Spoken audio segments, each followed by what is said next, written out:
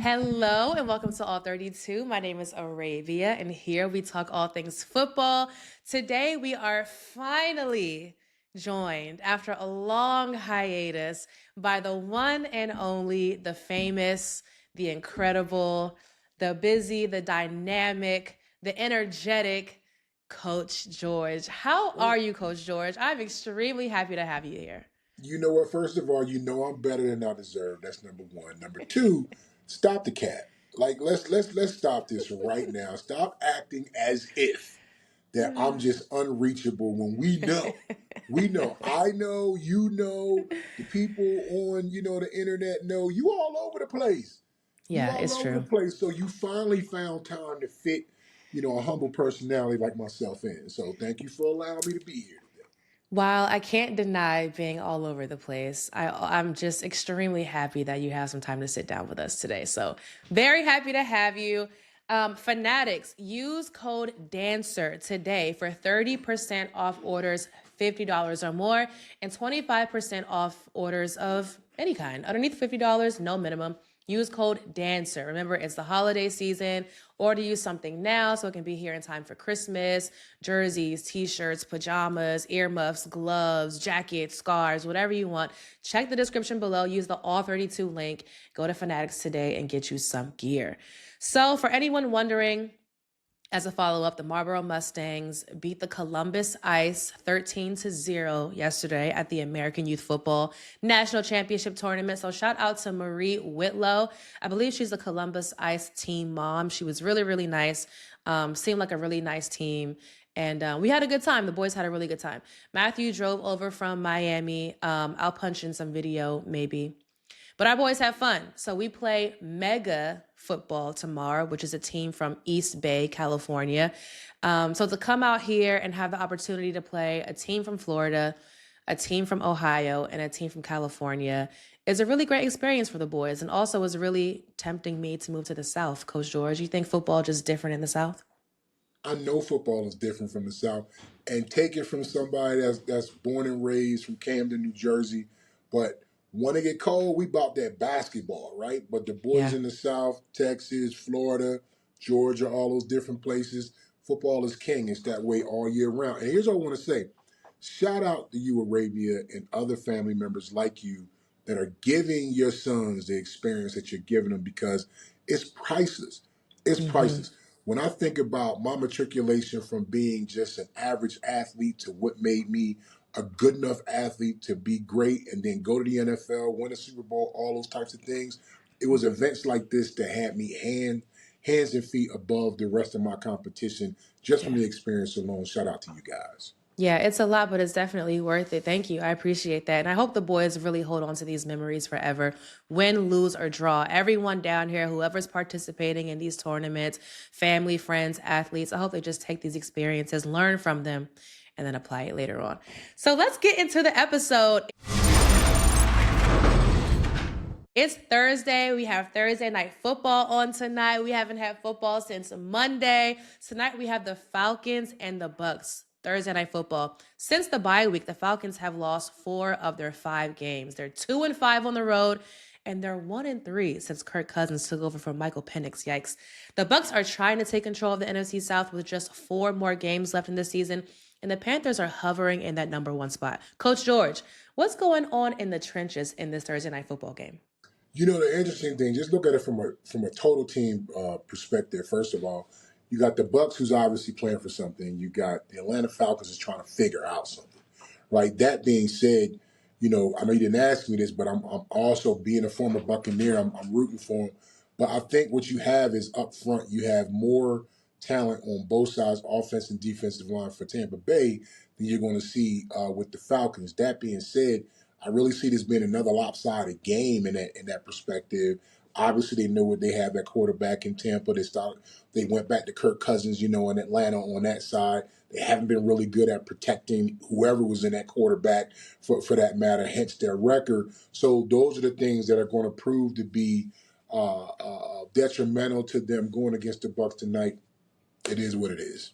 Yeah, and so much injury when it comes to Tampa Bay, not just this season, but it seems like season after season. Baker Mayfield is right now dealing with a shoulder. oblique and knee injury. Guard Ben Bredesen is on IR. He's been on IR since week 14. Drake London is ruled questionable with a knee injury. Kyle Pitts, even the tight end trying to get his hands in there in the dirt with the big boys. Cade Otton is he might not play. The good news is that they might have Mike Evans and Jalen McMillan back on offense.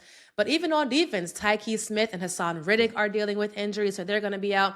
It just seems like between injury and then the Panthers finding a stride, the Bucs are really having trouble keeping things consistent and trying to win that NFC South division, which is pretty weird with the Saints winning last game, which I don't think a lot of people expected. Coach George, this list of injuries goes on and on and on for the Bucs, and they're trying to dig deep over these last few games. Do you think they can do it and win the NFC South, or do you think that the Panthers might, for the first time in a while, win their division? So I think, listen, first of all, let me give all shouts out to the Panthers. Obviously, I got some guys on that team who I love and care about, but I just don't think they're there yet, right? That being said, at this point of the season, who's not injured?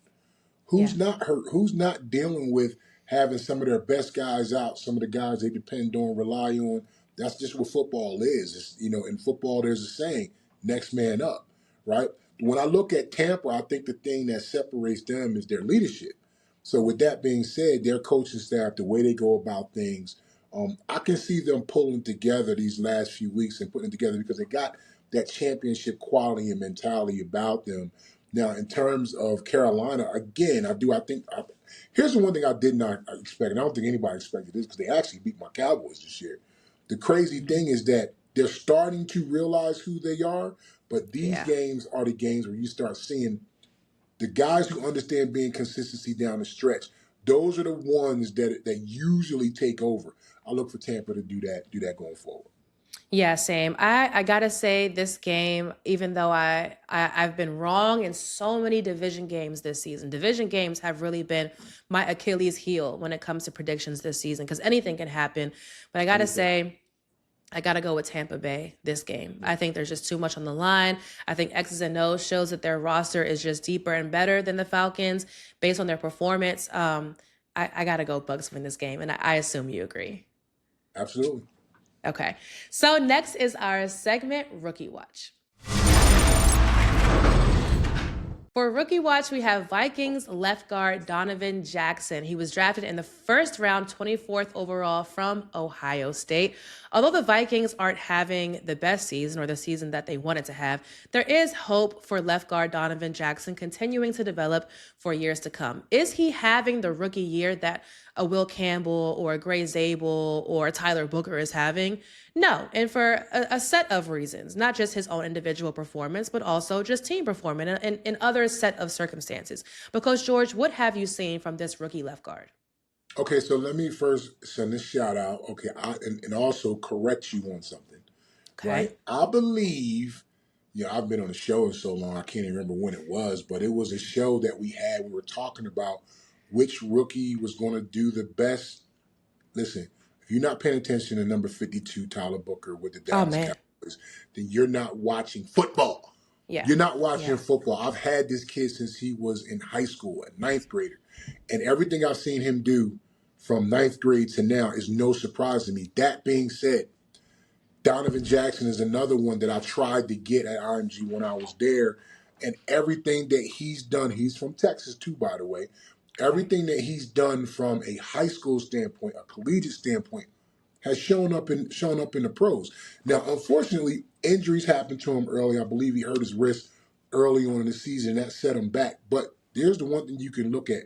If you understand O-line play, and you've seen some of the things that he does really well, run blocking really well, understanding block X's and O's in terms of blocking schemes, those sorts of things.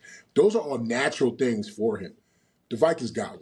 They got one. I believe if they continue to build around him up front, then they could have one of those formidable lines. But you got to have guys inside that's not afraid of contact, that's athletic, but also strong enough to be able to hold the fort. We always say in football that the interior three are responsible for the depth of the pocket, right? He does a really good job of that. Where the tackles are responsible for the width of the pocket. When you watch him, he very rarely gets knocked back. Now, if he does get beat, he gets edged, But the one thing you're not going to see, and I've seen them, you're not going to see anybody just run through 'em.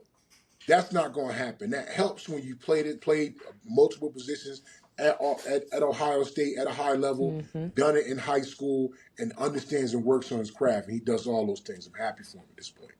You said that you kind of had your eye on him is this when you were director of football at IMG? Correct.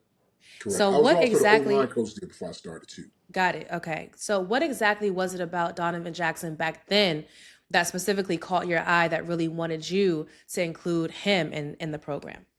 Well, I always look for me personally when I look at O linemen.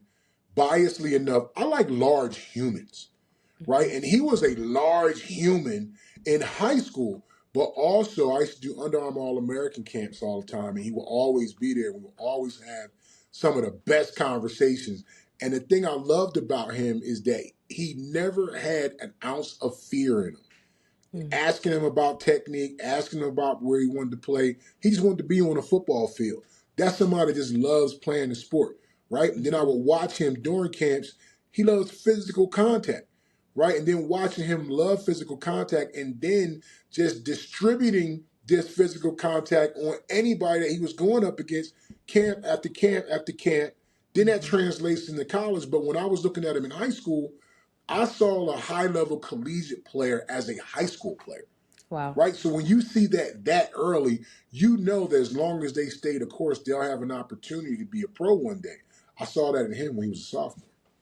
Yeah, do you guys kind of, I know you said you try to get him to the IMG program. And in that regard, did you reach out to his family? Was there any contact between you and his family at that time? Yeah, I reached out to Dad, and Dad shut me down immediately. He Oh, shut wow. me down immediately, but he understood. Now the thing is again, right? He knew who I was. Donovan also explained to him who I was. We had a really good relationship, having done all the camps all year. So that was there. But the thing Dad said, and I agree with it, he's already doing it at a high level here in Texas. Like, so why would I move him from Texas, where he's thriving, to an unknown in Florida, which I totally understood. And Yeah. again, right, he ended up being a number 24 pick anyway in the NFL. Now, I'll be Yeah. honest, now he had a came with me, he'd have been like top 10, but Oh, went higher. ain't nobody. We won't hold it against them. Ain't all against, Yeah, I think that's awesome. I think when you see something special in high schoolers and when you're in a position of power to be able to recruit and reach out to these students and see how they grow over time, I think it's amazing seeing that skill set or whatever made them special just grow over time. And you being able to see that in Donovan Jackson and seeing the success that he's had so far this rookie season. I don't really think I've seen many people talking about him because of the nature of the position, right? How many major networks are talking about guards in general, you know what I mean? But there has been a spotlight on like tackles, Will Campbell, Grace Abel, but we don't talk too much about rookie guards, and I think he's having a really good year. So shout out to the Vikings for picking him up in that first round. Yeah, so let me point this out. You know what? That's not necessarily a bad thing. You know, the Mm-hmm. thing that I feel like that most people discount, man, these are good human beings. Mm-hmm. These are good human beings. He is a good young man. I Tyler love Booker that. is a good young man. J.C. Latham is a good young man. Will Campbell, Mm-hmm. good young men. They have high character, high integrity, high moral values, excellent work ethics, right? Yeah. These are the things that sustain a professional career, a college career over the length of time, right? So that's the thing I always say, particularly with Lime. This is why I love us, is because we know we're not going to get talked about a lot. And as a matter of fact, if you're talking about me too much, you're not going to be talking about me long because I'm Yeah. not doing my job. The Yeah. less you hear about him, the more he's doing his job. Yeah, yeah. You and I have had a conversation, I think last year, about how we kind of wanted to change that narrative because a lot of times when you mention offensive linemen's individual names, they're probably doing something wrong. Correct. But I think sometimes we should just speak about them and say their name in these positive lights because they deserve it on and off the field. So again, right? We talked about what this should look like. I think going forward, if I can figure out, or you can figure out how you can add me into your schedule, Oh, going forward, maybe we can please. Here we highlight. go. Maybe we can go ahead and highlight some of the things that these dudes are outside of being football players. But it's all Yeah. about scheduling and all that. So You know What's what it the is, but I'm always available and around for you, Coach George, and I can't say that for hence too many she's in people. Florida right now, right? She's in Florida right now. I had to track her down and figure out, It's beg her, not pay her to true. get on, It's not you true. know. It's So not true at all. Couldn't be farther from the truth. I hit him last night. I was like, if you don't come on the show tomorrow, there will be no show tomorrow. So he was like, okay, fine. I don't want you to have to not have a show. But shout out to Donovan Jackson. I really hope to see him continuing to develop he and jacked. thrive. Yes, in the situation that he's in. Speaking of situations that they're in, let's move on to our hot topic, which is a topic that I reserved specifically for you because you have a professional or a personal relationship with this young man who we're going to talk about, who is currently QB1 as it was announced by Kevin Stefanski, QB1 for the Cleveland Browns, Shedeur Sanders. My first question for you is this is this the best situation for Shedeur being in Cleveland? Is this the right place for him where you can see him thriving?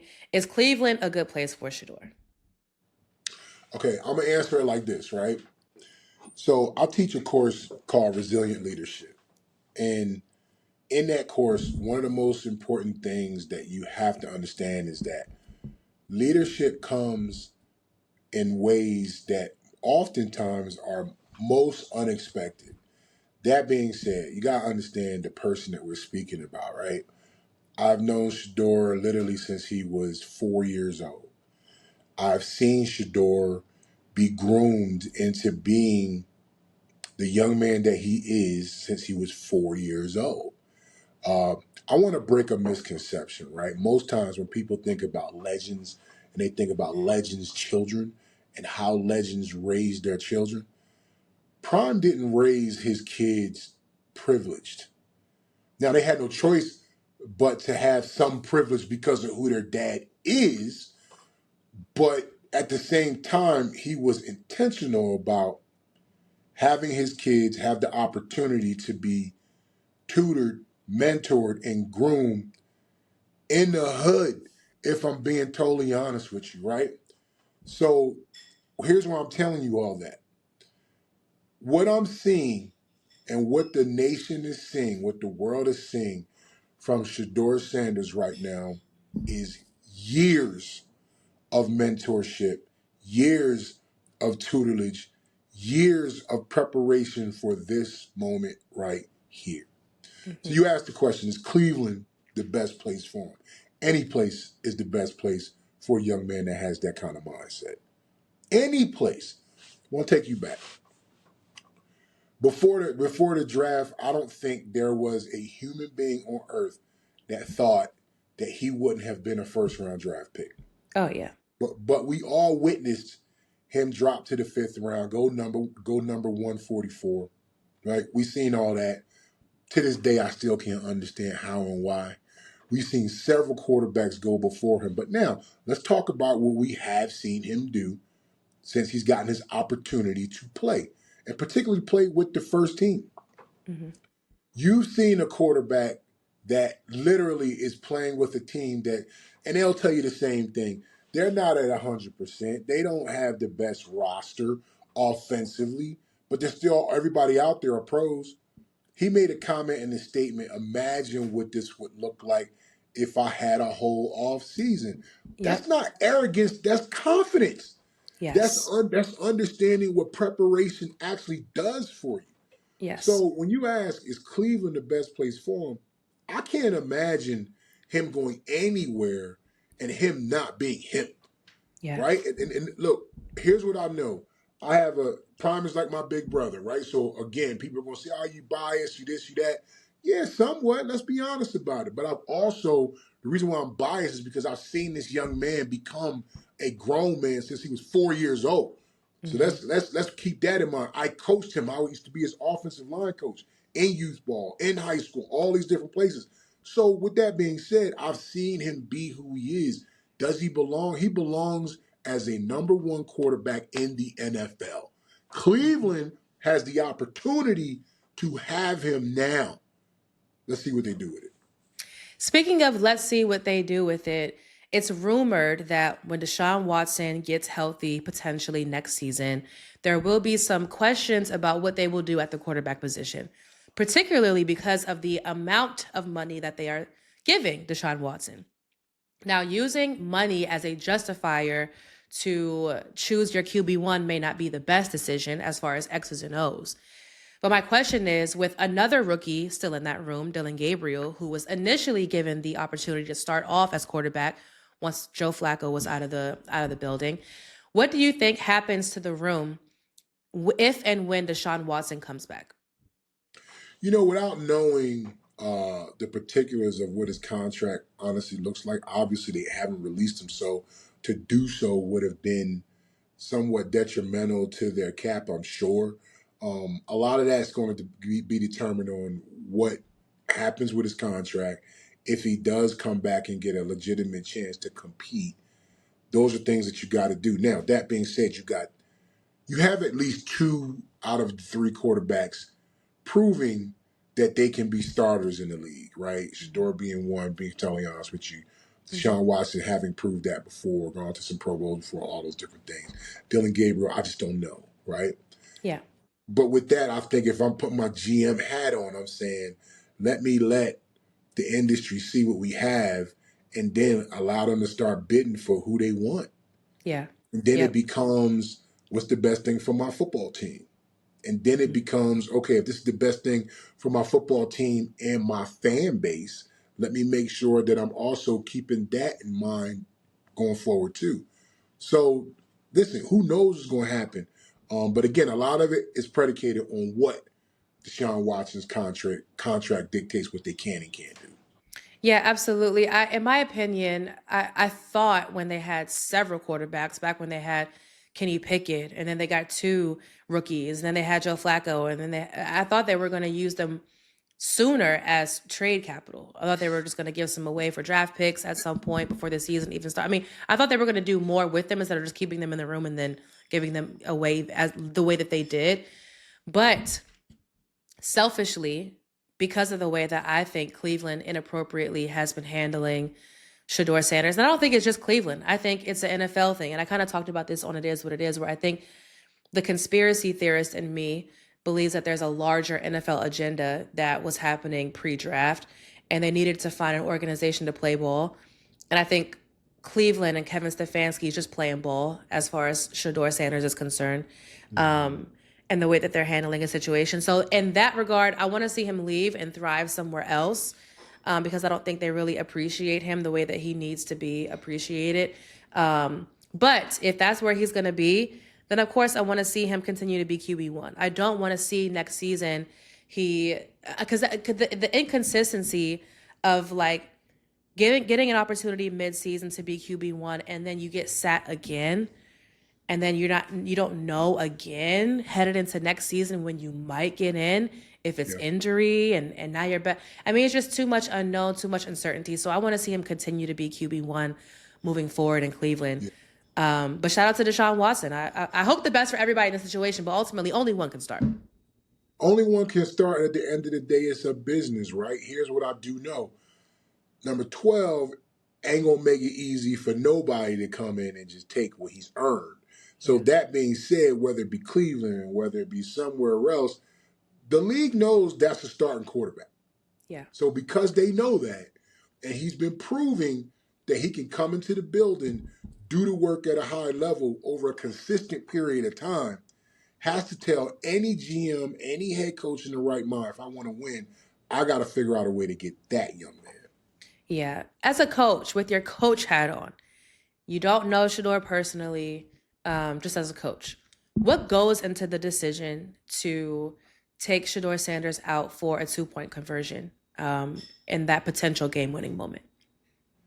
Okay, so as a coach, right, here's the biggest thing. I've looked over what we've been successful with in plays, 2-point plays, which is a part of situational football. What's worked?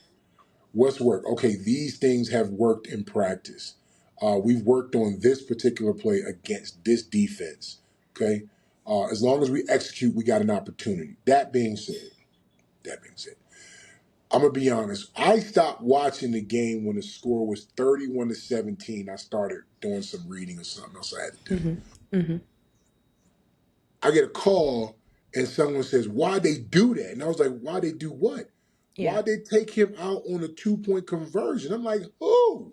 They're like, "Shedeur." I'm like, "Why would they be going for a 2-point conversion?" He like Yeah. fool. He brought him back like like they about to tie it and go. And listen, to answer your question, from a coach's perspective, if I'm the head coach and I'm in charge of offensive play calling, if I think number 12 gives me the best opportunity to tie the game, Mm-hmm. and I've just seen him bring us back from being 17-31, there's no way. Yeah. There's absolutely no way that I'm taking him off the field, because here's what you gotta understand.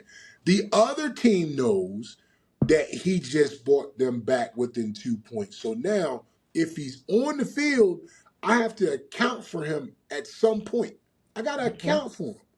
But he's not on the field as a defensive play caller. I'm not thinking about anything that Shedeur Sanders can do. Why? Yeah. Because he's on the sideline with his helmet off. Yep. I Yeah. just don't understand. Listen, I don't understand how all the brain power that's on that offensive staff, that they all collectively felt like and thought, we can get this 2 points if we take him off the field. That makes no sense to me. It makes no sense to me. And the last thing I'll say, which also doesn't make any sense to me, is that he comes out a day later, a couple of days later, whenever it was, to announce to the world that Shedeur Sanders moving forward for the rest of the season will be QB1. There wasn't a question. It wasn't a question in my mind, because who would you put in for him at that point, given the comeback that happened, all this. I mean, the announcement was just a little weird to me. Wasn't that weird to you? I think the whole circumstance is weird. Okay. Like Yeah. the entire circumstance is weird. So I'm just under the impression that anything can happen, Yeah. because anything has happened. Right. Yes. So Okay. with that being said, I feel like, listen, at the end of the day, the young man has earned his opportunity to Mm-hmm. be a starter and show what he can do week in and week out. And let's be honest, he's got some teams he's going up against, throughout the rest. Not that any NFL team isn't a good NFL team to go against, but Yeah. he's got some teams, particularly all divisional games, for the most part. What is it? Pittsburgh. He's got Cincinnati. I think they Yep. go to Buffalo. These aren't like chip shot defenses, right? No. So he's got his work cut out for him. But the thing I know he'll do is what he's always done, which is prepare. And Mm-hmm. then he'll be so prepared that when he gets in the game, he'll just respond. So I look forward to seeing what he can do, regardless of what all the fodder might be or feel like around him. So do I. I'm wishing him the best. I'm wishing everybody in that room the best. I don't think it has to be a one or the other situation as far as who you're rooting for. I think by nature of sports and the position, only one can start and only one can play at a time. But That's I'm right. rooting for Shedeur wherever he is. So shout out to them. Let's move on to our next segment, predictions.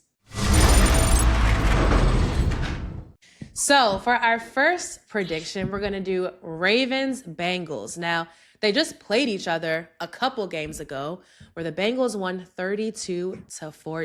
Yikes. And then after that, the Ravens had the Steelers, a highly anticipated matchup between the number 1 and number 2 teams in the AFC North. Right now, the Steelers are 7-6. The Ravens are 6-7. So Bengals and Ravens get their rematch, second game of the regular season. They are in Cincinnati. What do you have going on in the trenches specifically in this game? So again, when I look at Cincinnati, Hendricks is out, right? Mm-hmm. That's really going to hurt. You know what? There's football players and they're good football players. I mean, he a good football player. Like, he makes football plays every play. I Mm-hmm. never see him lagging. I never see him taking a play off. He's always pressing forward. Them losing him is going to be huge. However, Yeah. I don't think that that's enough for them not to be able to compete and win. Here's why I'll tell you that. Man, the Ravens O-line is just not playing well. They're, Mm-hmm. they're, they're just not playing well. They don't look cohesive. I think some of it has to do with inconsistencies in the middle. Uh, I've had Danny Filele as a high school player. He's a big, large human being that doesn't look like he's actually moving very well right now. And I love him to life, but the truth is the truth.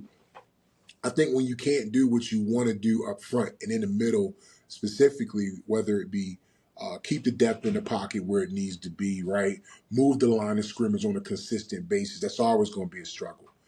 You're also looking at two different teams. One's going this way and one's, coming back from having their quarterback out that has Yep. something to prove, right? And up front, you're starting to see which team is actually going to be the most consistent. And Cincinnati offensively looks that way. Defensively, I feel like they're still fighting in the trenches more than I see what Baltimore is doing and/or is capable of doing. That being said, I'm going Cincinnati, and I know my barber is going to kill me if and when he hears it because he is a die-hard Baltimore Ravens fan, but it is what it is. Yeah, a part of me just always wants to say that with Lamar Jackson in the game, it's hard to count the Ravens out.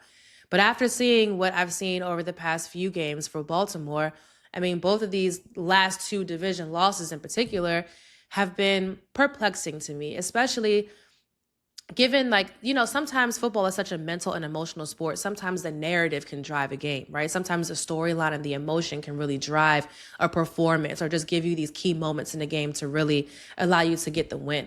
But I have to go Bengals as well, which is very surprising to me because Lamar Jackson alone, as it turns out, cannot win the entire game. And I've seen more of an upward trajectory for even the Bengals defense, surprisingly. Like I've seen more out of this Bengals defense since Joe Burrow has been back than I can say of the Ravens since Lamar Jackson has been back, even though he's been back for longer. So this game, I gotta give it to Cincinnati for sure.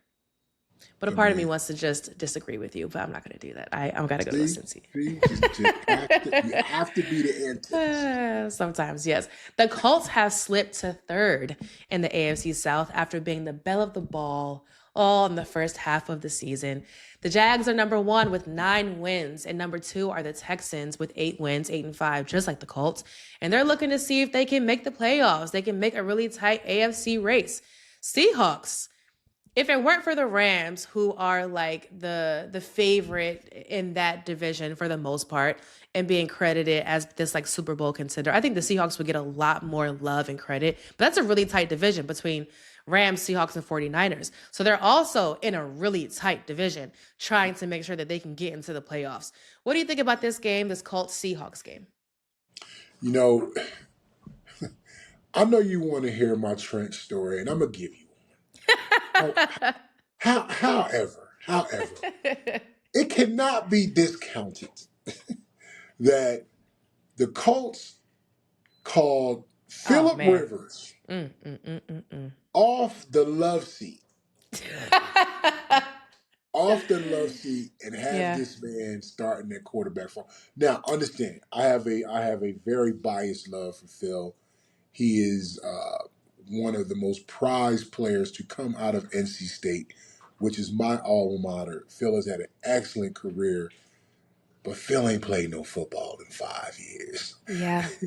You searching, bro. You searching when you pull a 44-year-old man off not the street, but the screen. They pulled that man off the screen, SKREET, off the screen. They did. And said, come help us win some football games. Now, that being said, what does that say? If I'm Phil, I got to think, okay, can they protect me? Mm-hmm. Can they protect me? Now, their O-line has not actually been bad this year, to be honest with you. They've done a really good job up front, both pass blocking and run blocking. So with that, I feel confident and I feel comfortable, with them. The Seahawks, on the other hand, just not consistent. Just not consistent, in my opinion, up front to really make the push that I feel like they need to make to get past the Rams or get past, the 49ers in that regard. That being said, this is still a neutral game, right? But again, can Phil come in and win a game after sitting on the couch after, going through his Roku, for the past 5 years with his 14 kids, man. Listen, I love Phil, but gotta go Seahawks, man. But I will say this: I will wear a Colts anything. If you tell me if Phillip Rivers starts and wins this football game against Yeah. the Seattle that knows he ain't played football in 5 years, I Yeah. just don't see that happen. This is insane. When I saw Phillip Rivers, I'm like, is there another Phillip? But there's like two Josh Allens, right? Like there's Jaguars Right. defensive Josh Allen, and there's like Josh Allen, and sometimes you get two of the same or similar names. Yeah. I'm like, is there another Phillip? This can't be San Diego. This can't be Chargers. Not that Phillip Rivers, and it was that exact Phillip Rivers. It was that one. Maybe his kids are keeping him young. Maybe he is playing football with his children in the backyard. You don't know. No. Let's not do that. Let's not do that. Let's assume he is Arabia. Let's assume he is. So you telling me his 14 kids, they got speed, strength, and stamina like an NFL football player? They come from that caliber. They are of that cloth, okay? He not Their getting daddy rocked. played. His daughter ain't rocking him off the edge. That's not happening, Arabia. You don't know what's going on in that household. That daughter could be a 4-2-40. Just you don't know what's going on in a Rivers household. She could be the next one. We got to put the pads on her. Commanders need one. Let's get the Rivers family lined up so we can see what else they have, as a matter of fact. I got to go. Well, and another thing that I'll say, too, is that we've seen veterans come in all season and lead the offense a lot better than the previous did. And there's something that I think veteran quarterbacks do, and they just simplify an offense and just put the ball in their best players' hands. And, not to say that Daniel Jones wasn't doing that. Obviously, Daniel Jones was doing a great job up until he got injured, both injuries. But finally got sat down. But I think Phillip Rivers has a chance to come in and continue. And I also think that this Colts offense has been running efficiently enough to where it could be a plug and play. Like if the quarterback can come in and play good enough, I think that offense could still be good enough to win games. Now, here's where I'm going to throw the wrench in that whole thing. Are they good enough to win against the Seahawks? Because the Seahawks are different. And I mean, like, offensively, defensively, I think you're going to need more than good to beat a Seahawks team that are looking to make the playoffs, and they just have all these things to fight for. I got to give it to the Seahawks this game. They are more consistent at every position, in my opinion, and looking to win and take over the Rams or even make the playoffs. So I got to go Seahawks. Okay, you can go Seahawks, and you should, because I don't think you're an idiot. But the other part of it is this: you know whose fault this is, Arabia? Whose fault is this? You will never guess whose fault this whole Phillip Rivers deal is because of. Can I guess? Guess. Okay. Current player? Whose fault? Why are we seeing Phillip Rivers in the NFL in 2025? Is it a current player? Yes. Okay. Is it Aaron Rodgers? No. Is it Jacoby Brissett? No. Who? It's Flacco's fault. This is all Flacco's fault, right? Yeah. And you know what? Yeah, This ain't really Flacco's fault. This the Cleveland Browns' fault. Yeah. Right? That's they crazy. allowed this to happen. They allowed the Colts to think they could call a veteran quarterback and have him come in and win that following week after not necessarily starting with the team. It's their fault. Yeah, that's fault. exactly. But here's a difference. Flacco was in training camp. Yeah. Phil was on the love seat. Yes. Flacco was on the couch, but he had been playing football. He had been playing football. And he hadn't been away from football. Like, no. He just wasn't on anyone's starting roster, but he had been playing football. Correct. This is Flacco's fault. See? It's the Browns' fault. It's the Browns' fault, man. Yeah. Ain't Flacco. Flacco just did what they allowed him to do. Exactly. That's a great point. Prove me wrong, Phil. Prove me wrong, dog. Prove us all wrong because we're Prove us all wrong, we're dog. all kind of laughing at the Colts right now. But hey, come Monday morning, they might be doing the laughing. They might get the last laugh. Because let's be completely honest. The Dallas Cowboys called me today and say, Big George, we need you for the rest of the season. I'm running out there. I'm running out there. I'm Yeah. running out there. You think you still got it? Heck no, but I'm running out there. But you still gonna I'm be out signing that there, huh? contract and running out there, girl. At what point, like after your career was over, do you think that you officially like, okay, I didn't like how long once you finished playing? Okay, so my story is a little bit different. Like I was in my last training camp in Tampa, and the one thing I always been accredited for was my athleticism. Mm-hmm. And I was watching myself on film, and I realized my lateral movement has decreased a whole lot to the point where I just could not necessarily get in front of an inside move the way I needed to because of my right knee. So I'm watching myself on film and I'm saying, okay, instead of preparing myself for the season, I'm trying to figure out how I could save myself from getting beat from an inside move. Anybody that plays right tackle, you're thinking, okay, if I'm not trying to get beat on the inside and I got a bad right knee to plant and go inside to stop that move, what do? You start opening up your hips and giving up the corner. Mm. So from that point on, I said, you know what?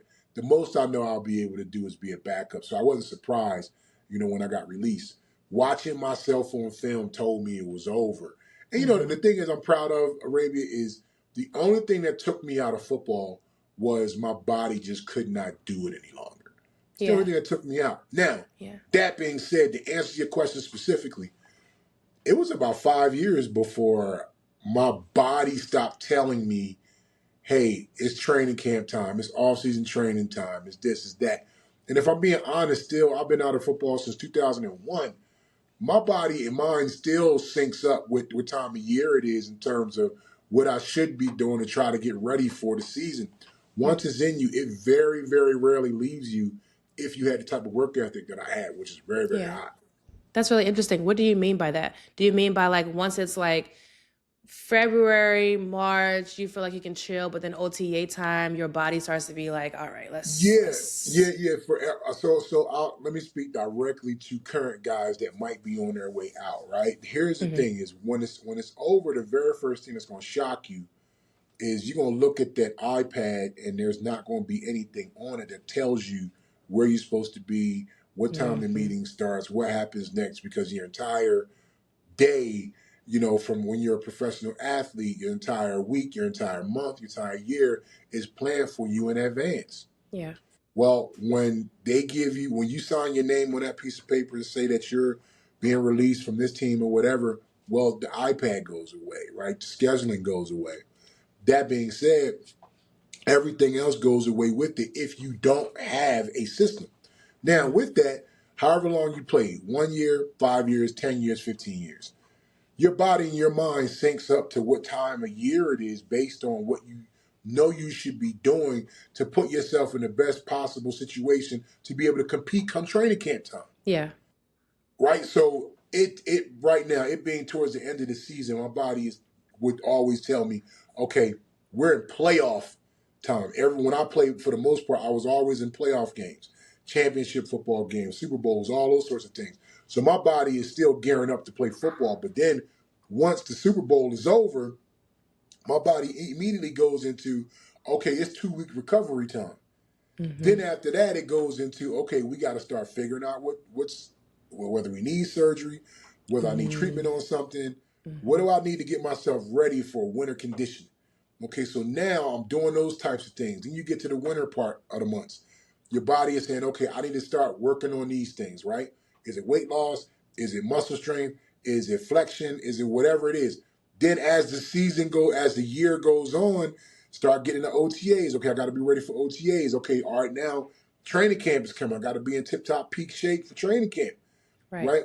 Your mind and body doesn't lose that syncability. Like I said, I've been out of football longer than I played football, 24 years, and I'm still thinking, okay, training camp coming, I got to be ready. Yeah. It never leaves you. if you cared about it and you really put the work ethic in you. But you do start to figure out there's something I need to be doing, which honestly, like, so I said the wrong thing when I retired. When I retired, I said, I'm not working out. I'm not working out. I'm not watching what I eat. I'm not doing any of those things. Consequently, I gained 115 pounds. Hmm. 115 pounds. At one time, my highest, I think, I was like 485. Dang. 485. I think I actually, if I'm being honest, all right, I'm going to be honest for the first time on your show, because me and you like that. Okay. I really, so stupid. I really think I got over 500 pounds. I Okay. do. Hmm. But I stopped looking at the scale when I saw, let's say, like 494. Yeah. And I Okay. was like, okay, it's no need for me to keep visiting this Yeah. scale thing. Right? I'm not doing this. I'm not gonna keep visiting the scale thing. I'm done with that part of life. So I Yeah. do believe I got over 400 pounds. Over But when I 500. over 500 pounds. Mhm. So and I looked it too. I'm gonna send you a picture. You can Okay. maybe post it up there. I said, God, dog. But I was functioning Yeah. probably at Hmm. about 50% of my capacity, but I was functioning.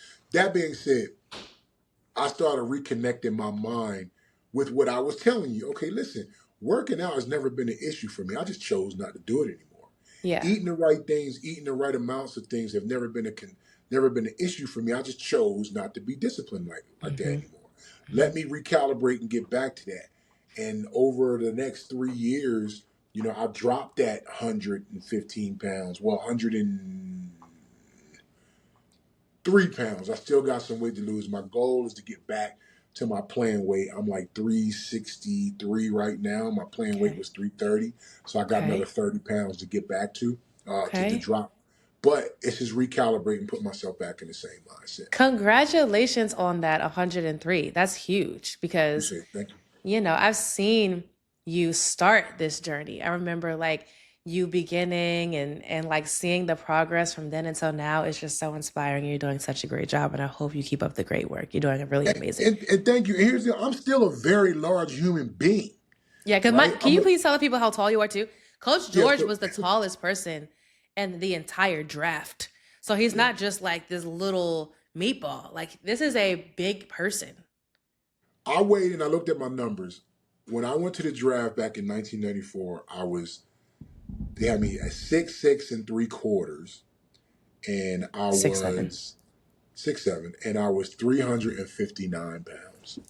Wow. But I played at 330, anywhere between 330 and 335. So the goal is to get back down and play at wing. That's insane. Yeah. Very, very large human being. I will have you on my football team as well.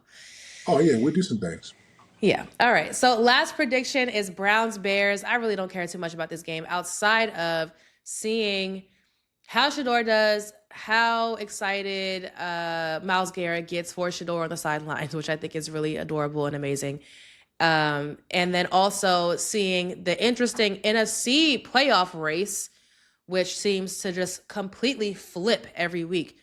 We saw the Yeah. Bears go from number 1 seed to number 7 seed in the matter of a week because the number 1 and the number 7 both are 9-win teams. A lot of these Right. teams are in the same division. So one loss or one win really just completely shifts the entire NFC. Similar to the AFC, but the NFC is a little bit tighter right now than the NFC. The Bears just confuse me. And Champ and I spoke about this last episode where we just can't put our finger on Chicago. Like, what are you? Are you good? Are you just happy? Like, well, I just can't. I don't understand Chicago. I kind of want to say they're not good, but if you keep winning, then how can I say that? So I gotta give Chicago this game, but do I? It's a very confusing game for me, Coach George. What do you think? You know what? I'm glad you set it up that way. So like one of our coaches here, he is a die-hard Chicago fan, right? So that tells you there's something wrong with him, Off the in break. any way. His name is Grant Hammer. Look him up. It's Grant Oh Hammer. man. He's from Okay. Peoria. He's from Peoria, Illinois, and he Okay. loves the Chicago Bears. So there's something wrong with him anyway. Yeah. But here's the deal. He gives me stats about what they do well week in and week out. And I always think to myself, it has to they have to be good. Because if you're, like you said, if you've got the amount of wins they have, how can you call them not good? Or in my optimistic or my pessimistic mind towards the Bears is, are they just good that day? Mm. Right? So again, I don't know a lot of players on the team. I don't follow them. The only person that I know that follows them as much as they do is Grant Hammer, right? Grant dot Hammer at what is it, Instagram or whatever. Look him up. Look him up and tell him I'm talking about his Bears.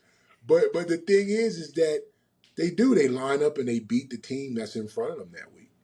Yeah. And you got to factor in they beat the Packers. So it's not as if they're a bunch of scrubs playing football. They're obviously doing something well. Yeah.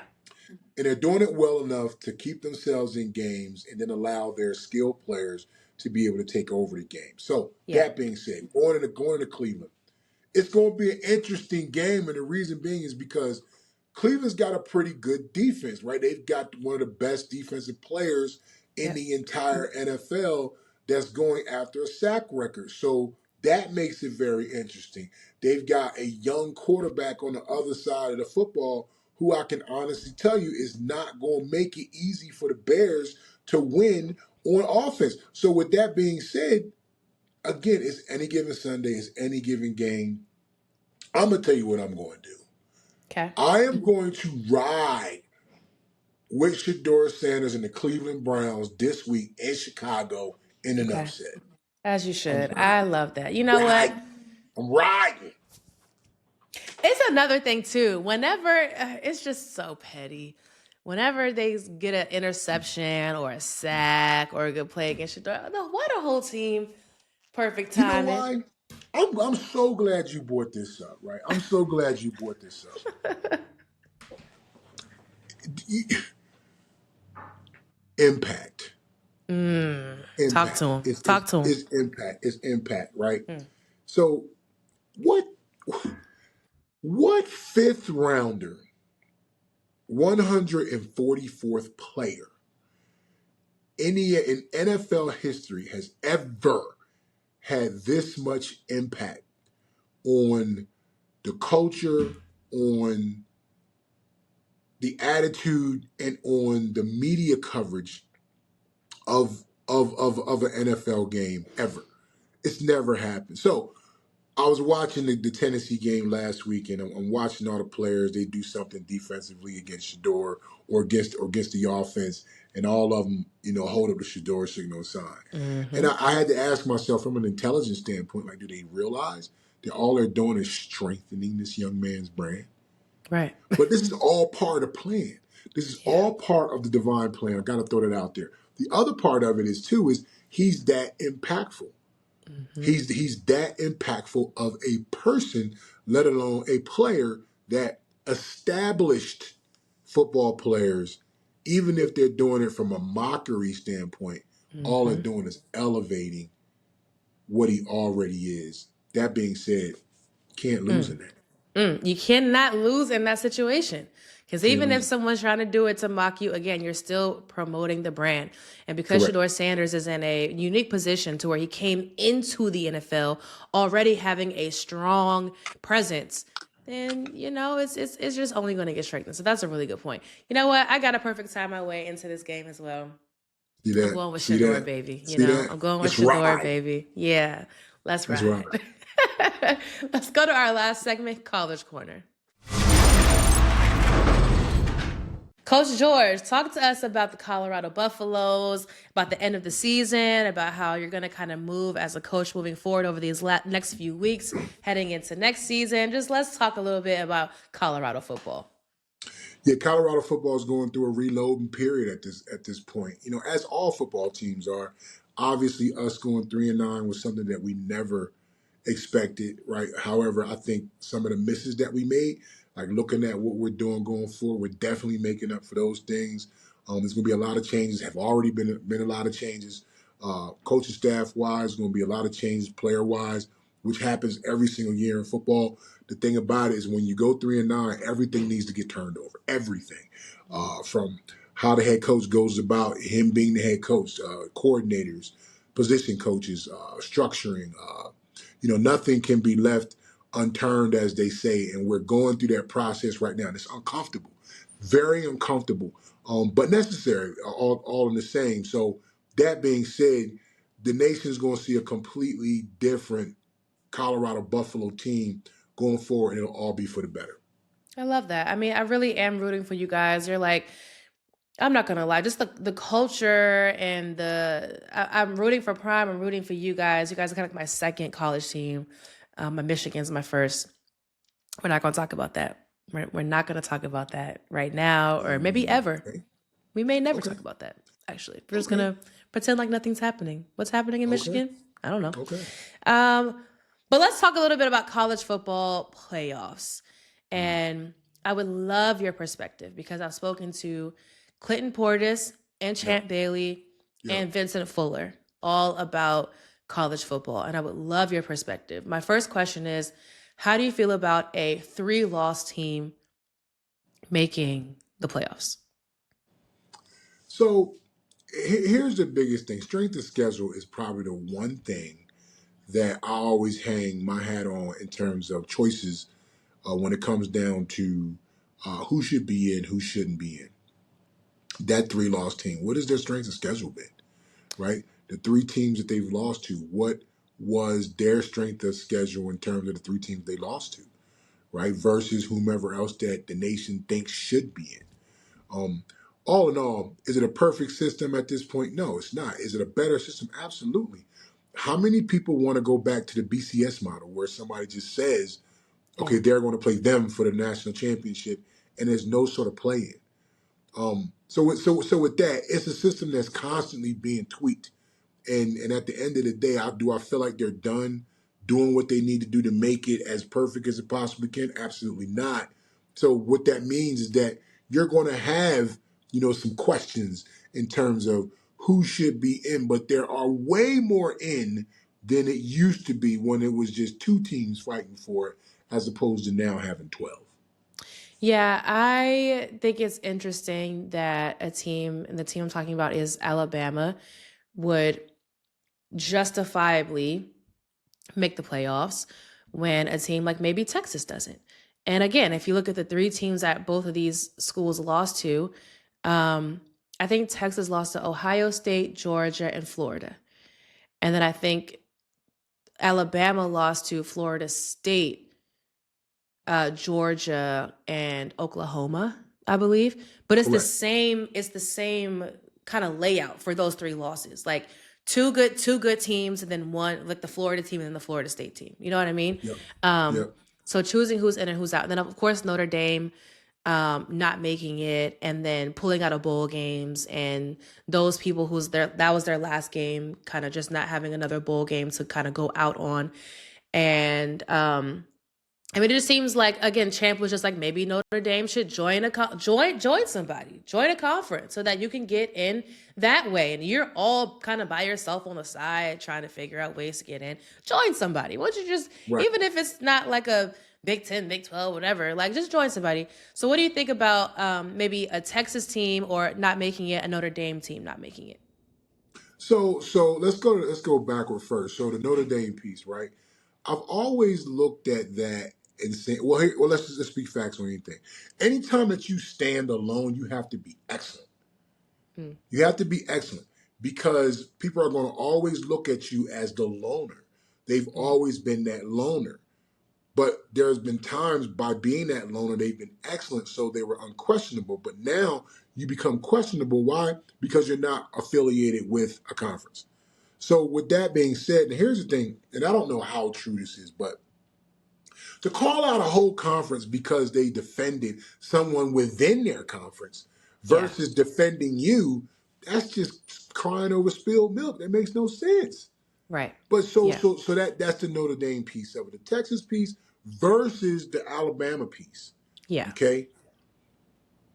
I feel like a coin was tossed.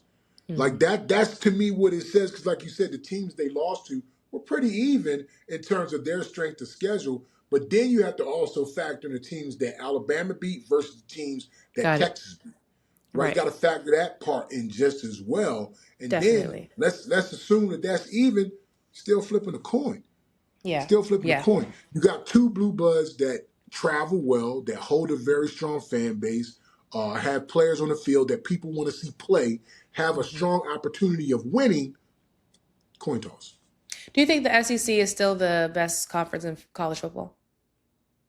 I do. I think it's still the best in terms of the quality of players at each position on each team. Right? Again, the Floridas, the Texas, the Georgia, those have historically have always produced the most talent. Right? Yeah. So when you have that talent collectively, I think it's very hard to go against. And I'll even take it one step forward. If they aren't, who is?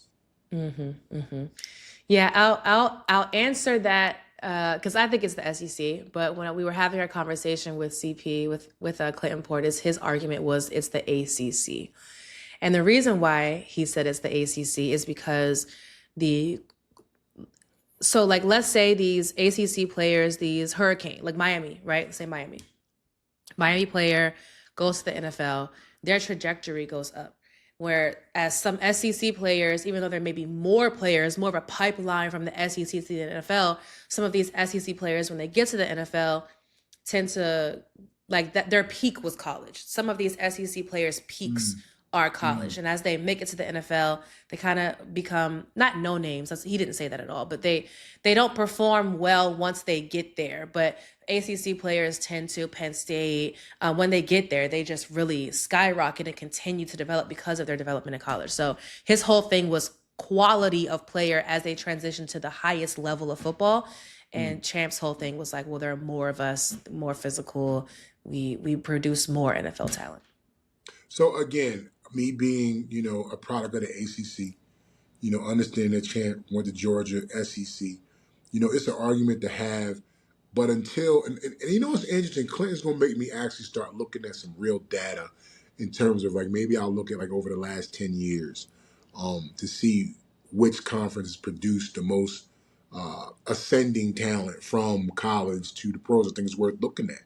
I think But so. just the naked eye tells me that the SEC is still king in terms of who they're producing, at the levels that they're producing in terms of the numbers as opposed to maybe what I get what Clinton is talking about. There have been some guys that have gone from ACC football and have had excellent careers. I just don't know if the volume is there versus the SEC. Yeah. Last questions about college. What do you think about the stock market now becoming more of a part of college football? Because I saw that private equity firms, particularly Redbird, which is a private equity firm, they do a lot of things with sports. They're able to now use the stock market to be purchase ownership in or football programs. So you can now purchase 10% equity in a college. And the first one is Utah.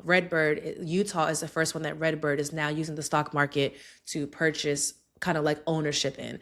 And there's a set amount of ownership, but if someone else comes in, then that just increases the valuation of that school, which is where like increased valuation comes in. Sure. And then at the end, let's say you make a bowl game and you get $4 million, that $4 million would then be distributed equally amongst all owners. So Mhm. of course, there are ways that I think people are trying to even the playing field in college football so that these powerhouse programs who have a lot of money to recruit and market and just do all of these things, you can now even the playing field for a James Madison or whatever else that just might not have the money to compete with these big Yeah, programs and have partners coming in at vet. So what do you think about the stock market and how this maybe affects college football?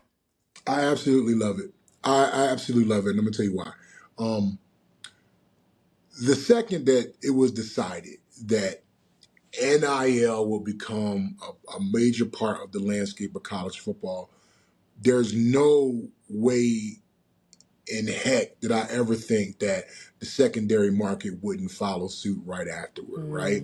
Mm-hmm. Um, we live in a capitalist society, and we need to understand that. And we need to have capitalists in order to make the society continue to grow. That being said, DraftKings came in, what, 10 years ago? A lot of the different, betting sites came in. Some, about 10 years ago, about 2015 or whatever it was.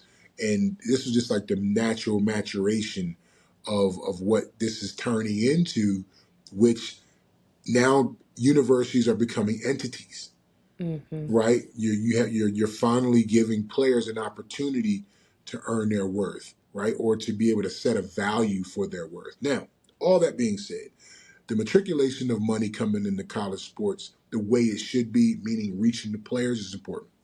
Mm-hmm. The governance of how it comes in, stays in, is maintained has to be the very next step in order for this to be sustainable over time, right? I think the NFL did something years ago when they were creating parity across the league, which has made it so much better because the games are so much more important down the stretch and through the season. So this is what parity will do for college football. You'll have a James Madison being able to get a big time college coach like a Bill, like a Napier. You'll have another smaller school be able to get another big time coaching staff that can help bring in quality kids. Why? Because everybody is realizing what we already knew, but now it's lights on it, that college football brings in revenue, a major amount of revenue. It's not different than any other investment, right? Institutionalized investment, I should say, that we have in America. College football is one of those things. So, do I think it's a great thing? Yes, I do. However, the governance of it all has to be the very next step. Yeah, and whether that happens via the NCAA or some other third party entity, I don't know. But I think it'll be interesting to see how it develops. Also, interesting that college football pretty much outperforms the NFL as far as not viewership and revenue. The only thing that the NFL really has over college football is like the media side. When it Media comes to side, like correct. large network media rights, international rights, you see this huge international push when it comes to the NFL. But college football, when it comes to football, kind of like in the quietest kept is like king. And we talk Yeah, about how the NFL is taking over NBA, Christmas, yep, Thanksgiving, all these things. yep, Like college yep. football very much is like could overtake the NFL depending on how this financial situation happens over the next few years. And I want to bring this up, Arabia, and this is my third time mentioning it on this show because it's my baby, right? And I was saying this to another group the other day, which is college football is probably one of the best platforms to teach life lessons. It, Mm-hmm. it, it just it just is, and it's not just for the players that are involved; it's for the coaches that are involved, the staffs are involved. Why? Because there's not very many platforms that ask you for your physical, mental, and spiritual dedication day in and day out, like college football demands, like high school football demands, like youth football demands, like professional football demands every single day, right? So there's an opportunity there. There's an opportunity. There's a leadership opportunity. There's a community opportunity, and let's be honest, there's a financial opportunity in that. Yeah. I see sports, football in particular, the smaller schools especially, who are looking for ways to be able to take over their area in this sport, bringing people in that understand that's a major part of the landscape, and being acceptable to the different revenue generators that'll help those schools be able to do the things they need to do. If we do it the right way and we hire the right people and those people execute the right plans, I can see college football being one of those things that we never envisioned it being. Right now, it's just Yeah. entertainment, but it teaches life lessons. So I look forward to what the stock market getting involved in it does. I look forward to what the governance of having money in amateur sports looks like over the next 10, 20 years. And I'm prayerful and I'm happy that I'm in it because I want to be a major part of what it looks like going forward.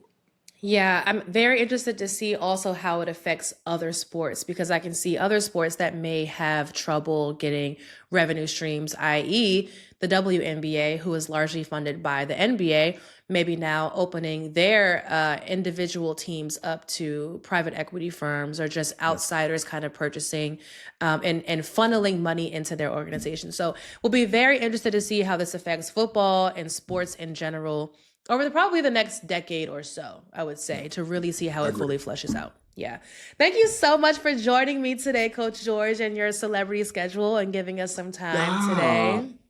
You need to Really stop. appreciate it. Thank you. Remember tonight, Thursday night football, we have Falcons Bucks. Should be a really good one at 8:15 Eastern time on Prime Video and NFL Plus. Also, Fanatics. Use the ALL32 link in the description box and use code DANCER for 30% off $50 or more or 25% off no minimum. That's all the time that we have for today. We'll see you tomorrow for our Friday prediction show. Thanks for watching. Don't forget to like, subscribe, and share.